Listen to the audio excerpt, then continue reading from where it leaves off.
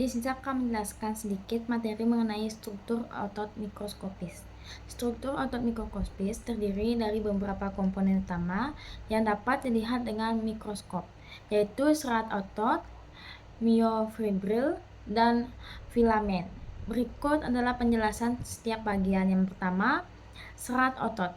Serat otot adalah sel otot yang berbentuk panjang dan silindris. Setiap serat otot mengandung banyak nukleus karena proses fusi sel selama perkembangan otot.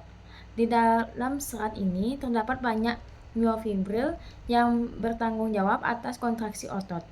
Yang kedua, ada myofibril. Myofibril adalah struktur filamen panjang di dalam serat otot yang tersusun atas satuan-satuan kecil yang disebut sarkomen. Sarkomen merupakan unit fungsional otot, dan pada sarkomer inilah proses kontraksi otot terjadi. Myofibril disusun secara paralel di seluruh panjang serat otot dan terdiri dari protein-protein kontraktil. Lalu yang ketiga, filamen. Filamen terbagi menjadi dua jenis utama. Yang pertama ada filamen tipis atau aktin. Terdiri dari protein aktin, tropomyosin, dan troponin. Filamen ini terikat pada garis Z di dalam sarkomen. Lalu ada filamen tebal atau myosin, terdiri dari protein myosin yang memiliki kepala-kepala myosin yang dapat diberi traksi dengan aktin untuk melakukan kontraksi. Yang keempat, sarkomen. Ini adalah unit terkecil dari kontraksi otot. Sarkomen terdiri dari pita A atau zona tumpang tindih, aktin dan myosin, dan pita I hanya aktin yang dipisahkan oleh garis Z. Ketika otot berkontraksi, filamen dan myosin saling bergeseran mendekat, menyebabkan sarkomen memendek. Lalu yang kelima ada retikulum sarkoplasma, yaitu jaringan ini berfungsi menyimpan dan melepaskan ion kalsium atau Ca2+ yang sangat penting untuk memulai kontraksi otot. Yang terakhir ada mitokondria, yaitu otot memerlukan banyak energi untuk berkontraksi sehingga terdapat banyak mitokondria di dalam serat otot yang menyediakan ATP melalui respirasi seluler. Struktur mikroskopis ini memungkinkan otot untuk melakukan kontraksi secara efisien sehingga tubuh dapat bergerak. Om Swastiastu, perkenalkan nama saya Ninyoman Yusdiadevi dengan NIM akhir 041 akan melanjutkan materi selanjutnya yaitu otot makroskopis.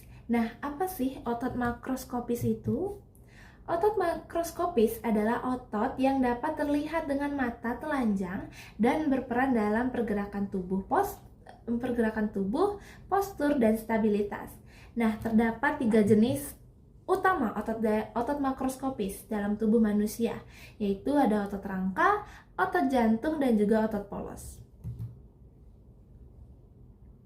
Yang pertama ada otot rangka atau skeletal muscle, di mana otot ini melekat pada tulang dan bekerja secara sadar atau voluntary, dan otot ini berfungsi untuk menggerakkan tubuh serta memiliki struktur serat otot yang lurik atau strip dan panjang.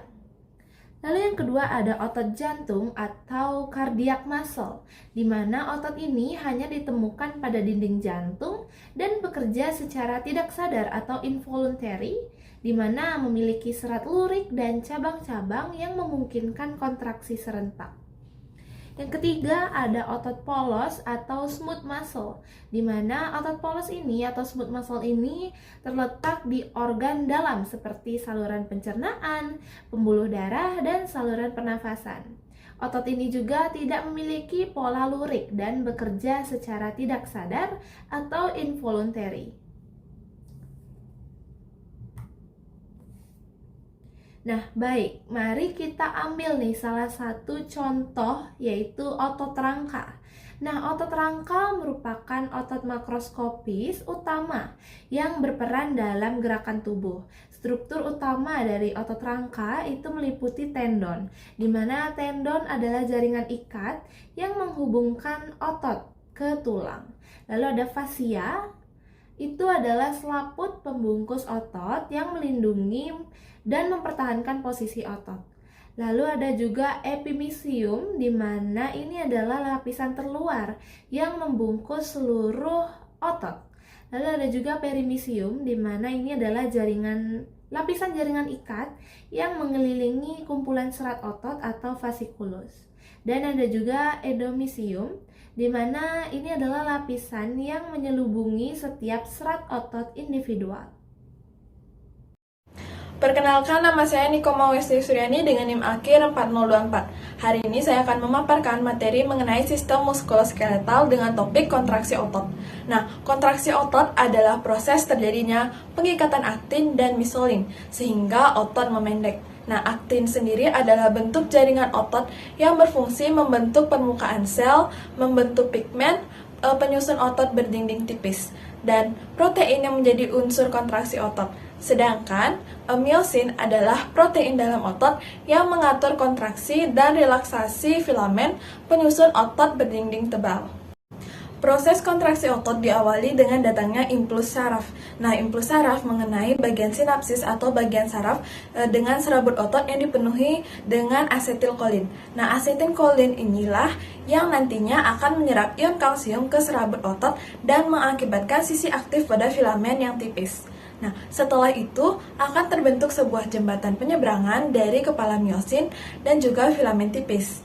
Energi kemudian akan terbentuk dan dilepaskan ke arah filamen tipis hingga membuat filamen tipis ini menjadi berkerut. Nah, hal inilah yang menyebabkan otot juga ikut berkerut dan berkontraksi. Nah, kontraksi otot akan terus terjadi selama rangsangan. Jadi bisa disimpulkan bahwa mekanisme kontraksi otot ini sangat bergantung pada rangsangan ion kalsium yang akan diserap dan disalurkan ke filamen. Baik, itu dia materi yang dapat saya sampaikan. Saya ucapkan terima kasih. Om Swastiastu. Halo semuanya, perkenalkan nama saya Desa Amadianandia Pratiwi dengan NIM akhir 4033. Di sini saya akan menjelaskan atau melanjutkan materi dari teman saya dengan submateri yaitu sistem skeletal, struktur dan fungsi tulang serta pembentukan tulang. Tanpa berlama-lama, saya akan menjelaskan apa sih itu yang dimaksud dengan sistem skeletal. Sistem skeletal atau rangka adalah bagian tubuh yang terdiri dari tulang, sendi, dan tulang rawan atau kartilago sebagai tempat menempelnya otot dan memungkinkan tubuh untuk mempertahankan sikap dan posisi.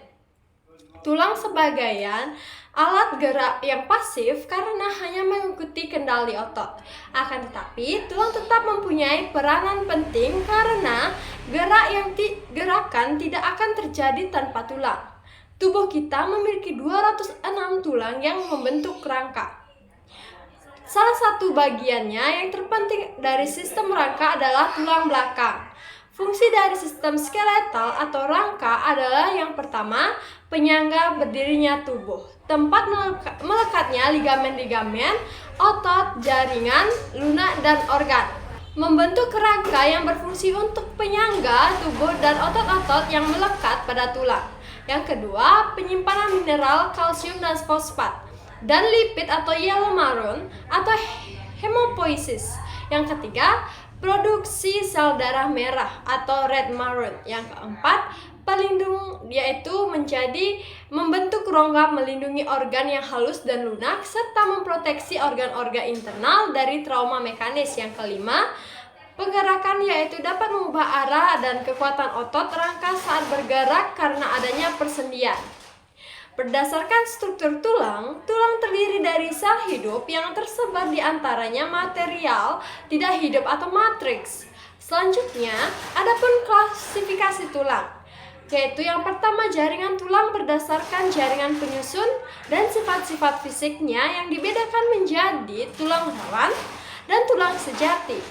Yang pertama, tulang rawan atau kartilago.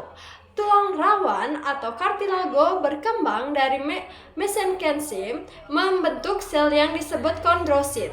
Kondrosit menempati rongga kecil atau lakuna di dalam matriks dengan substansi dasar seperti gel yang berupa proteoglycans yang vasoklifisik.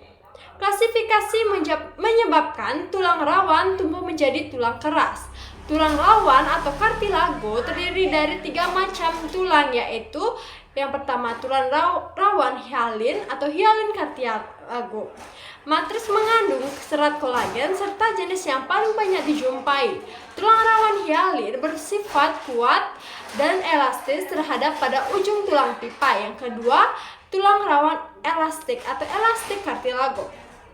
Serupa dengan tulang rawan hyalin, tetapi lebih banyak serat elastis mengumpulkan pada dinding lasuna yang mengelilingi kondrosit. Tulang rawan elastik terdapat pada daun telinga, epiglottis, dan faring. Yang ketiga, tulang rawan atau fibrosa kartilago tidak pernah berdiri sendiri, tetapi secara berangsur menyatu dengan tulang rawan hyalin atau tulang rawan fibrosa yang berdekatan. Tulang rawan fibrosa memperdalam rongga dari cawan-cawan atau tulang panggul dan rongga glenoid dari skapula. Proses pembentukan tulang telah bermulai sejak umur embrio 6-7 minggu dan berlangsung sampai dewasa. Pada rangka manusia, rangka yang pertama kali terbentuk adalah tulang rawan atau kartilago yang berasal dari jaringan mesenchyme. Kemudian akan terbentuk osteoblas atau sel-sel pembentuk tulang. Osteoblas ini akan mengisi rongga-rongga tulang rawan. Sel-sel tulang dibentuk terutama dari dalam keluar, atau proses pembentukannya konsentris. Setiap satuan-satuan sel tulang mengelilingi suatu pembuluh darah dan saraf membentuk suatu sistem yang disebut sistem Havers. Yang kedua, tulang sejati atau osteot dibentuk oleh sel pembentuk tulang yang sangat kompak pada permukaannya atau osteoblas. Banyak mengandung matriks yang terdiri dari zat kapur atau senyawa kalsium dan fosfat yang mengakibatkan tulang menjadi keras, kalsium karbonat atau CaCO3 dan kalsium fosfat atau CaPO42 yang dibawa oleh darah. Tulang bersifat keras dan berfungsi menyusun berbagai sistem rangka. Permukaan luar tulang dilapisi selubung fibrosa atau periosteum, lapisan tipis jaringan ikat atau endosteum dilapisi rongga sumsum dan meluas ke dalam kanalikuli. Tulang kompak. Secara mikroskopis, tulang terdiri dari beberapa komponen, yaitu yang pertama sistem Havers atau saluran yang bersifat serabut saraf atau pembuluh darah aliran limfik. Yang kedua, lamela atau lempeng tulang yang tersusun konsentris.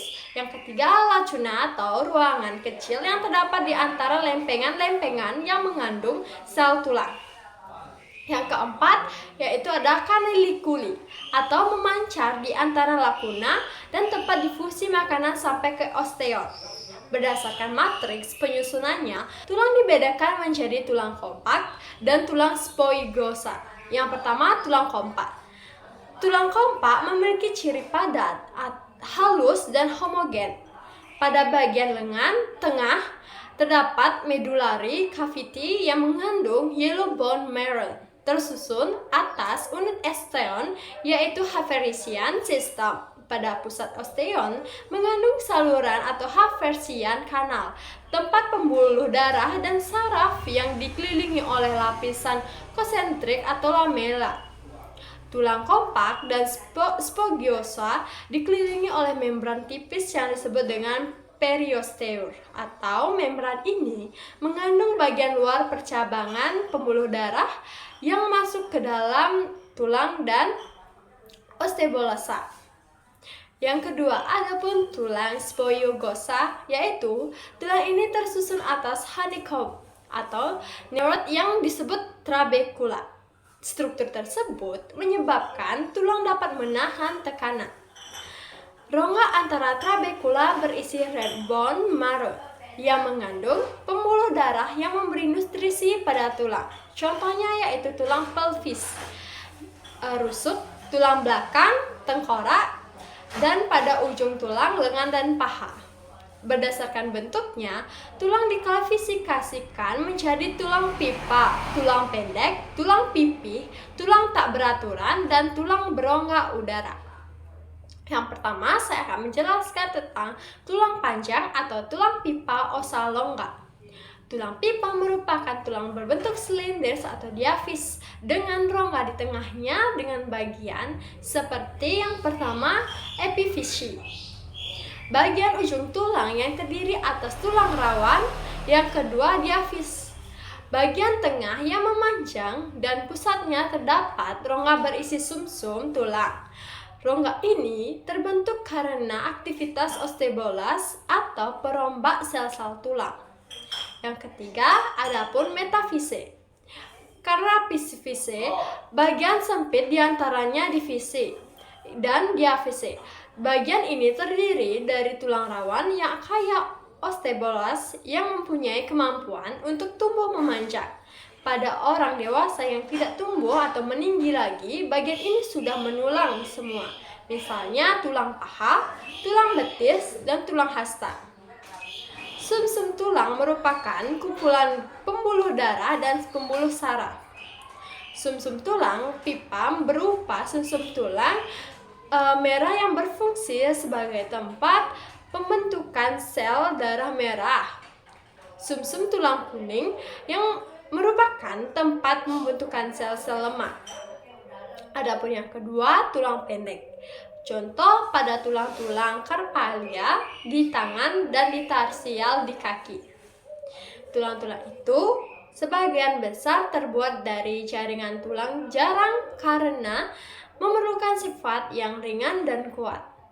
Contohnya pada tulang-tulang karpalia di tangan dan tarsalia di kaki.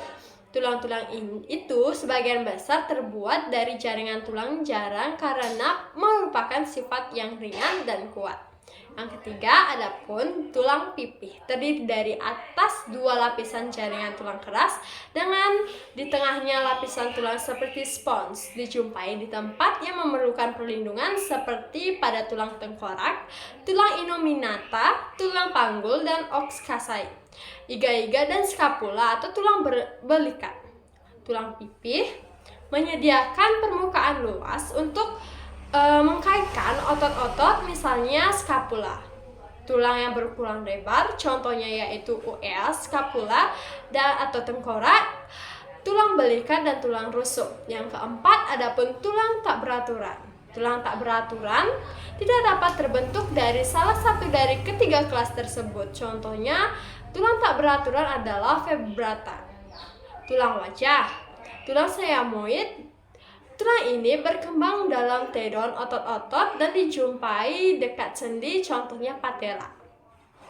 Sistem skeletal dibagi menjadi aksial dan apendikular dengan penjelasannya yaitu yang pertama, tulang aksial atau rangka aksial terdiri dari tengkorak kelapa, kranium, dan tulang-tulang muka, columna vertebralis, batang tulang belakang, costali atau tulang-tulang rusuk, dan sternum atau tulang dada. Yang kedua, adapun apendikular yaitu rangka tambahan terdiri dari tulang ekstremitas superior dan tulang ekstremitas inferior. Tulang ekstremitas superior terdiri dari yang pertama yaitu corset pectoralis, terdiri dari scapula atau tulang membentuk segitiga dan clavicula, tulang terbentuk melengkung. Yang kedua, lengan atas, mulai dari bahu sampai ke siku. Yang ketiga, lengan bawah mulai dari siku sampai ke pergelangan tangan. Dan tulang ekstremitas inferior terdiri dari korset pelvis, paha, tungkai bawah, dan kaki. Baik, itu saja yang dapat saya jelaskan dengan materi ini. Selanjutnya akan dijelaskan oleh teman saya. Terima kasih. Om Santi Santi Santi Om.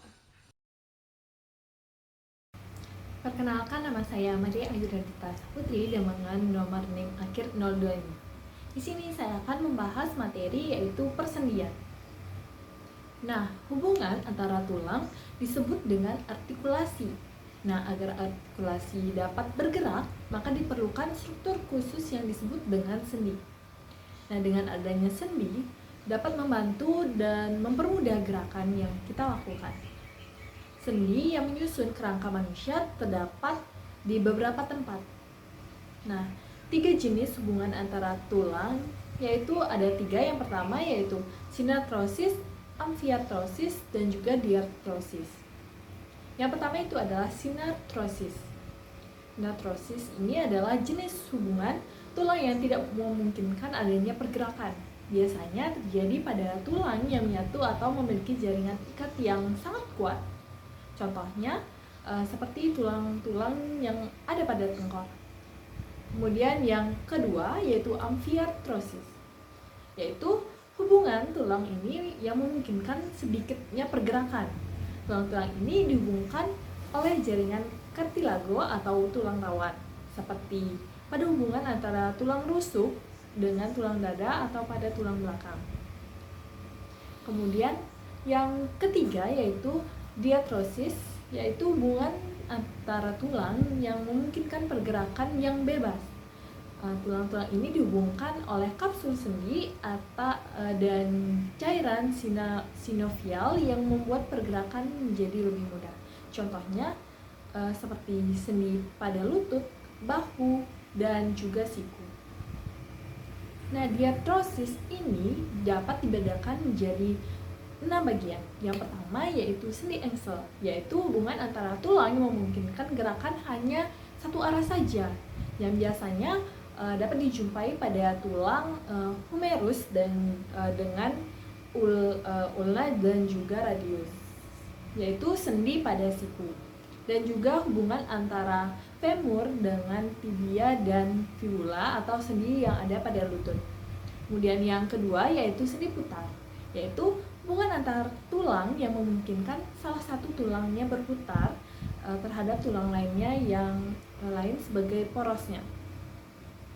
Biasanya sendi ini dapat dijumpai pada hubungan antara humerus dengan ulna dan juga radius, dan juga hubungan antara atlas dan juga kranium. Kemudian yang ketiga yaitu sendi plana atau sendi selari, yaitu hubungan antar tulang yang memungkinkan gerakan ke segala arah atau gerakan bebas. Biasanya dijumpai pada hubungan scapula dan juga humerus. Hubungan dan juga hubungan antara femur dan juga pelvis virilis. Kemudian yang keempat yaitu sendi kondyloid atau elipsoid, yaitu hubungan antara tulang yang memungkinkan gerakan berporos dua dengan gerakan ke kiri ataupun ke kanan, gerakan maju maupun mundur. Kemudian ujung tulang yang satu itu berbentuk oval dan masuk ke dalam suatu lekuk yang berbentuk elips. Biasanya dijumpai pada hubungan dari radius dan juga karpal. Kemudian yang kelima itu adalah sendi peluru, yaitu hubungan antara tulang yang memungkinkan gerakan ke segala arah. Biasanya dapat dijumpai pada hubungan antara scapula, humerus, dan juga hubungan antara femur dan juga pelvis virilis. Kemudian ada sendi luncur, yaitu hubungan antar tulang yang memungkinkan gerakan badan melengkung ke depan atau membungkuk dan juga ke belakang. Dan juga ada gerakan memutar atau menggeliat. Hubungan ini terjadi pada hubungan antar ruas tulang belakang. Dan juga persendian antar pergelangan tangan dan juga tulang radius. Om Swastiastu, perkenalkan nama saya Komatri Dita Sintia Devi dengan NIM akhir 013. Di sini saya akan menjelaskan materi yaitu tentang pergerakan sendi.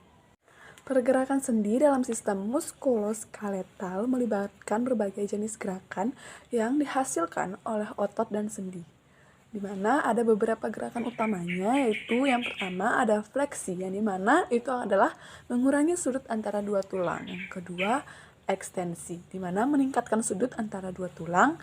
Yang ketiga ada abduksi, yang dimana menggerakkan bagian tubuh menjauh dari garis tengah.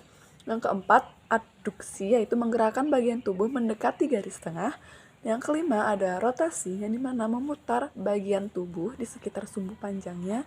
Yang keenam ada sirkumduksi, yang dimana gerakan kombinasi dari fleksi, ekstensi, abduksi, dan adduksi. Sekian yang dapat saya jelaskan, saya tutup dengan Pranama Santi. Om Santi, Santi, Santi. Halo teman-teman semuanya, perkenalkan nama saya Sangayu Putu Putri Indrayani. Jadi di sini saya akan menjelaskan tentang pengukuran rentang gerak sendi atau yang bisa disebut dengan range of motion atau lebih disingkat sebagai ROM.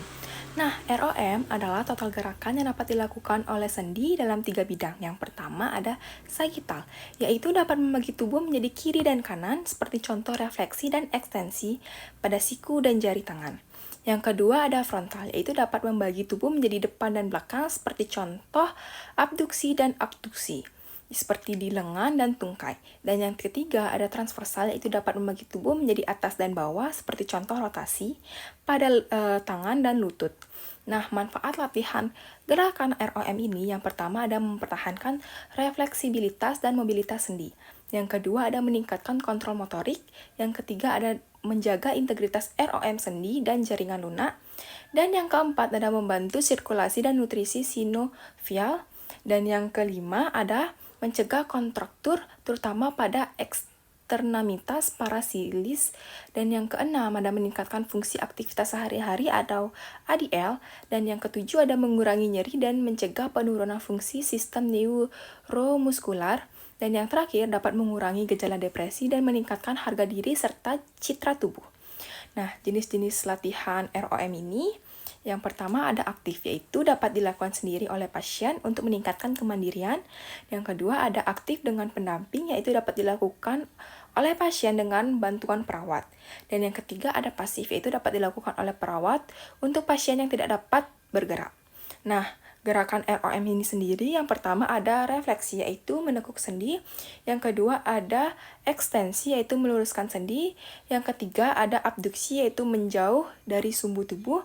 Yang keempat ada adduksi, yaitu mendekati sumbu tubuh. Yang kelima ada rotasi, yaitu memutar bagian tubuh. Yang keenam ada pronasi, yaitu memutar ke bawah atau tengkulup. Yang ketujuh ada supinasi, yaitu memutar ke atas. Yang kedelapan ada inervasi, yaitu gerakan ke dalam. Dan yang terakhir ada eversi, yaitu gerakan keluar. Nah, prosedur gerakan latihan ROM yang pertama yaitu pastikan klien memahami tujuan latihan. Yang kedua, menghindari ketidaknyamanan atau gerakan harus sistematis. Yang ketiga, jangan melebihi gerakan rentan bebas, yaitu berhenti saat nyeri. Yang keempat, pilih waktu yang nyaman bagi pasien. Yang kelima, posisi tubuh normal. Yang keenam, yaitu gerakan lembut, perlahan, dan berirama.